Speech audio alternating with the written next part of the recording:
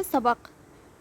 Сабакты баштаудан алдын каналга тиркелип, видеого лайк басып кетейик. Мен сендерге тапсырмалардын жаваптарын ауызша айтып кетемин. Сендер видеону токтотуп туруп, немесе видеону басынан көрүп, сол жаваптарды дептерлериңе жазып алсаңдар болады. 10-чы тапсырма, мәтінді оқып ат қой. Шоқыны өрлеген соқпақ ап-анық еді, бара-бара өше бастады. Қойтастар көбейді. Арасынан құбыжық тығылып жатқандай сұсты. Мені биіктен гөрі маңайдың меңіреу тыныштығы алаңдатады. Мұнайда қай-қайдағы еске түседі екен. Апамның қасқырлар апанын терең шатқалдардағы қазады деген ойлап денем қалтырады. Кейін қайтсам ба екен, қайтадан десем намыс жібермейді. Балалар естісе ұят болар. Көзімді көлегейлеп аспанға қарадым. Күн арқан бойы көтеріліпті. Енді біраз жүрсем шоқының басына шығатын сияқтымын. Өзің тыңдаған мәтін атауын сыныптастарыңның қойған атауларымен салыстар. Кімнің қойған атауы ұнады? Неліктен ұнаған? Түсіндір. Менің қойған атауым ержүрек бара. 11-ші тапсырма. Оқы. Мәтіннің тақырыбына сәйкес келмейтін сөйлемді тап. Осы сөйлемді алып тастап, мәтінді тақырыбымен бірге көшіріп жаз. Ердос. Ердостың атасы Шопан. Бірде атасының қызуы көтеріліп жатып қалды. Адамның қызуы көтерілген кезде дәрігер шақыру керек. Шашқан шөпті лезде тауысқан қойлар маңырай бастады. Атасының тынышы кетті.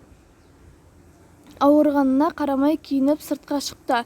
Қорада мал да, ерттеулі ат та жоқ. Ол өсіп тұрған гүлді үзіп алды. Қарт алысқа көз салды. Мал өріске айдап бара жатқан немересін көрді. Ол Ердос еді. Ол өсіп тұрған гүлді үзіп алды деген сөйлем бізде артықша сөйлем. Мәтіннің тақырыбы Ердос. Ердос атасына көмектесіп малдарды жайлауға алып шығады, және ол атасына көмек қолын созады. 12-ші тапсырма. Оқы. Күздің қай айының аты көп нүктемен берілген? Қараша айы. Қыстың хабаршысы. Қараша айында жердің топырағы тоң болып қатады. Қара суық күшейеді. Су бетіне қабыршық мұз қатады. Күн қысқарып, түн ұзарады. Кей жерлерде қар басады, кей жерлерде жауған жаңбырдың арты қарға айналады. Мәтіннің тақырыбын анықта. Қандай сөздер мен сөз тіркестері күз айының атын табуға көмектесті? Мәтінге ат қойып көшіріп жаз. Мәтінге ат қоятын болсақ, қыс айының хабаршысы. Бұл жердегі сөз тіркестер қара суық, күн қысқарып, түн ұзарады, және тағы басқалары. 13-ші тапсырма. Өлеңдерді оқы. Олар қандай тақырыпқа жазылған? Жүгерідей аппақ, ұстап көрсең қаттақ. Су боп еріп кетеді, қойсаң тығып сақтап. Сатыр-сұтыр етеді, шекеңе тисе өтеді. Ауызға салсаң лезде, кәмпитте еріп кетеді. Бұл өлеңге тақырып қоятын болсақ, мұз деп қойсақ болады. Төбемізден төнеді, төбемізден төгеді. Табиғаттың маржамы тіпті неткен көп еді. Табанымды жаралап, тердім жарды жағалап. Тізер едім моншақып, ерейтіні жаманақ. Бұл өлеңге тақырып қоятын болсақ, нөсер деп тақырып қойсақ болады. Өйткені нөсер маржан сияқты дөңгелек болып жауады, және қатты-қатты болып мұз сияқты болып түседі. Оны ұстайтын болсақ, еріп кетеді. Автор өлеңді қандай көңіл күймен жеткізген? Мұндай көңіл күйді сезінуге қандай сөздер көмекке келді?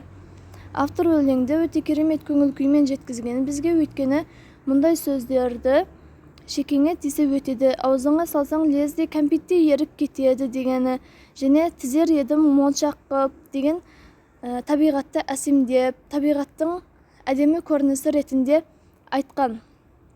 Өлеңді оқу барысында осы көңіл күйді беруге тырыс. 14-ші тапсырма. Қалай ойлайсың? Төмендегідей атпен берілген мәтіндерді не туралы айтылады? Олардың мазмұны бірдеме әлде әртүрлі? Күз, күзгі дала, күзгі еңбек, күзгі орманға саяхат, күздің қызықтары бір күні. Өзіңе ұнаған тақырыппен мәтін құра. Мен күзгі еңбек тақырыбын алатын едім, өйткені күзде еңбек өте көп болады, қысқа қызу дайындық басталады. Сол себепті күзгі еңбек тақырыбын таңдадым. Енді сендерге осы тақырып бойынша кішкене әңгіме мәтін құрып айта кететін болсам, күз келді. Айнала сап-сары алтын түске боялды. Балалар мектепке барды. Үлкен адамдар болса далаға шығып еңбектенді. Яғни олар даладан жаз бойы пісірген жеміс жидектерін, көкөністерін теріп алып кіріп, қысқа дайындық жасады. Күн қысқарып, түн ұзара бастады. Күн салқын түсіп, жаңбыр жауа бастады.